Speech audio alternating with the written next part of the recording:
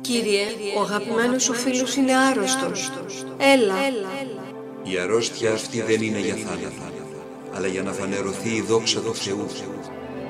Κύριε, πού είσαι, γιατί αργείς? Ο Λάζαρος πέθανε. Ο αδελφός σου θα αναστηθεί. Το ξέρω, όταν θα γίνει η Ανάσταση, στην έσχατη ημέρα. Εγώ είμαι η Ανάσταση και η ζωή. Εκείνος που ζει και πιστεύει σε μένα, κι αν πεθάνει θα ζήσει. Δεν θα πεθάνει ποτέ. Το πιστεύεις αυτό? Ναι, Κύριε. Πιστεύω ότι εσύ είσαι ο Χριστός, ο Υιός του Θεού, ο Μεσσίας. Πού τον έχει τον βάλει? Έλα και δες. Βγάλτε την πέτρα. 4 μέρες τώρα. Θα μυρίζει.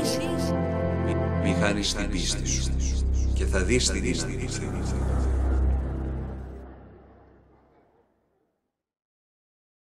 Λάζαρε, έλα έξω. Λάζαρε, έλα έξω. Έλα έξω. Έλα έξω.